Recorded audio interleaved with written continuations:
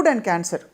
మీరు మనకి మామూలుగా క్యాన్సర్ బారిన పడే ఛాన్సెస్ ఈ కార్సినోజెనిక్ పదార్థాలు ఇవి అని చెప్పుకున్నా కూడా ఎందువల్ల ఆహార పదార్థాల్లో కంప్లీట్గా నిషిద్ధం అని తెలిసినవి కూడా మనం నిషేధించలేకపోతున్నాం. ఉదాహరణకి టొబాకో మంచిదని ఏ డాక్టర్ అనరు, కొంచెం తీసుకుంటే పర్లేదని ఎవరు అనరు. ఎందుకు సార్ దాని పట్ల ఒక క్లిష్టమైన నిర్ణయం తీసుకోలేకపోతున్నాం? What you feel is the impact of all these foods? అంటే ఐ డోంట్ సే టొబాకో కూడా ఒక రకంగా చెప్పాలంటే మ్యానుఫ్యాక్చర్ ఏ ఉద్దేశంతో దాన్ని తయారు చేశారో ఎగ్జాక్ట్గా అదే పర్పస్ ఫుల్ఫిల్ అవుతుంది. రైట్. అంటే మ్యానుఫ్యాక్చర్ కూడా తెలుసు అండి, మోర్ దాన్ 3000 కార్సినోజన్స్ ఉంటాయి. అందులో అట్లీస్ట్ 50 నోన్ టాక్సిక్ కెమికల్స్ ఉన్నాయి which are proven beyond doubt. ఇప్పుడు మీరు అన్నట్టుగా ఎందుకు దీన్ని మనం ఆపలేకపోతున్నాం? సో అంటే it requires lot of political will and it's beyond, అంటే మన ఎఫర్ట్తోనే ఇది అవుతుందని అనుకోను. అంటే ఇప్పుడు ఏమవుతుంది, వాళ్ళ ఎంప్లాయ్మెంట్ గురించి ఆలోచిస్తారు. ఇప్పుడు బీడీ వర్కర్స్ గురించి కానీ ఆలోచిస్తే so many people will be unemployed, లేకుంటే వాళ్ళకి ఇక డైలీ వేజెస్ పోతున్నాయి, రకరకాల యూనియన్స్ వస్తాయి. So government has got so many other pressures. Of course tobacco lobby గురించి మీకు తెలియదు ఏముంది. అవును.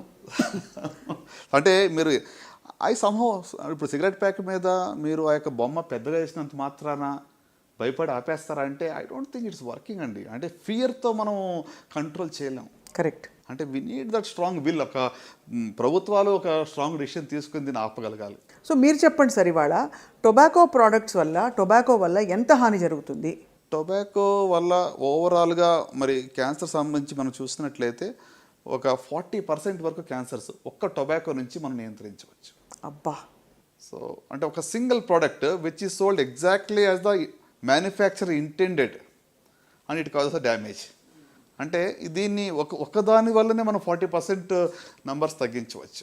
సో బేసికలీ అంటే మనం దాన్ని చలామణి అవ్వనివ్వడం అంటే we are actually letting people decide whether they want to die or not. అంతే కదా? అంటే చాలా ఓపెన్గా చెప్తే బండగా. ఎందుకంటే సార్ క్యాన్సర్ ఒకటే కాకుండా ఎన్ని రకరకాల జబ్బులు వ్యాధులు వస్తాయి క్యాన్సర్ టొబాకో వల్ల అని తెలిసిన విషయం.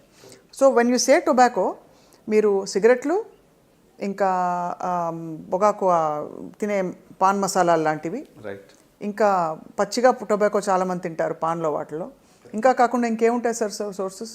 అంటే డిఫరెంట్ వేస్. ఇప్పుడు ఇక పాన్ మసాలా కానీ పాన్ పరాగ్స్ కానీ నోట్లో వాళ్ళు ఓవర్ నైట్ ఇక మరి చూజ్ చేసి ఓవర్ నైట్ నోట్లో పెట్టుకుని పడుకుంటారు చాలామంది, స్లోగా రిలీజ్ అయ్యి వాళ్ళకి ఒక కిక్ ఇస్తుందని చెప్పి. సో ఈ యొక్క టొబాకో ప్రోడక్ట్స్ ఒక్కటి వల్లనే చూయింగ్ ఆర్ మన ఐ థింక్ ఒక్క స్టెప్లో ఒక 40% మనం గెయిన్ పొందవచ్చు. సో మన డిస్కషన్ని కొంచెం ప్రేక్షకులకి బాగా అందించడానికి సార్, ఫుడ్స్లో కంప్లీట్గా నిషిద్ధం, పాక్షికంగా నిషిద్ధం, అండ్ మూడోది బహుశా మన చేతిలో లేని, ఉదాహరణకి ఫర్టిలైజర్ అవశేషాలు లేక టాక్సిక్ కెమికల్స్కి ఫ్రూట్స్ అండ్ వెజిటబుల్స్ ఎక్స్పోజ్ అవ్వడం లాంటివి పెట్టుకుని మాట్లాడదాం sir, for us to understand.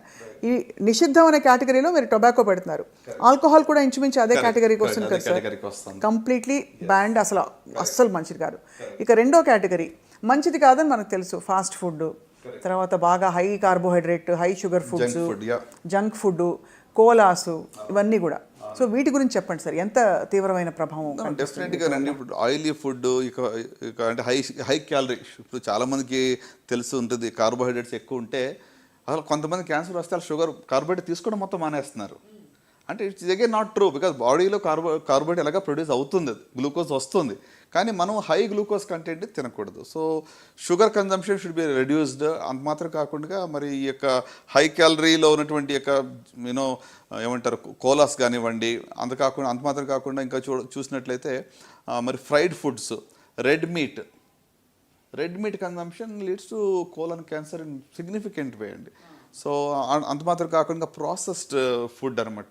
So అంటే ఇవి మనం తగ్గించినట్లయితే ఖచ్చితంగా రిస్క్ అనేది తగ్గుతుంది. కానీ వీటిని ఎంత మోతాదులో పర్వాలేదు తీసుకోవచ్చు, చూసి చూడనట్టు ఊరుకోవచ్చు అని ఏమన్నా మనకు మెజర్స్ ఉంటాయి సార్? మన శరీరం చెప్పే కథలే వినాలా? ఎగ్జాక్ట్ మెజర్మెంట్ లేదు, కానీ అమెరికాలో ఈ మధ్యన ఏం చేస్తారంటే మీకు ఒక plate food they made a new formula. ఏంటంటే 2/3, 1/3.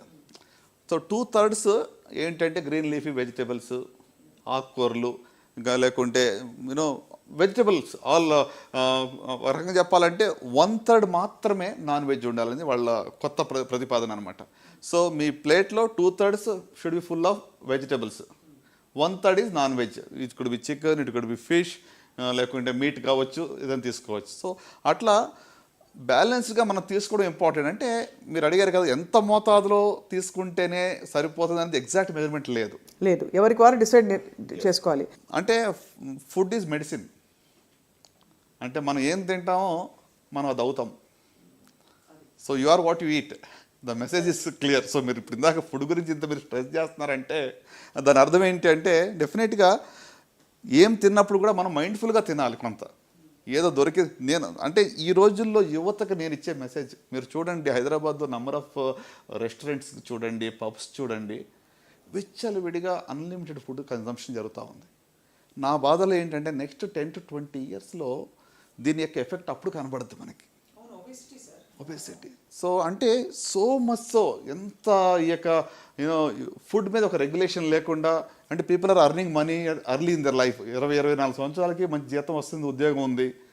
సో ఐ థింక్ అక్కడ కొంచెం మనకి అవేర్నెస్ తీసుకురావడం, ప్రజల్లో కొంచెం చైతన్యం తీసుకురావడం ఎంతైనా అవసరం.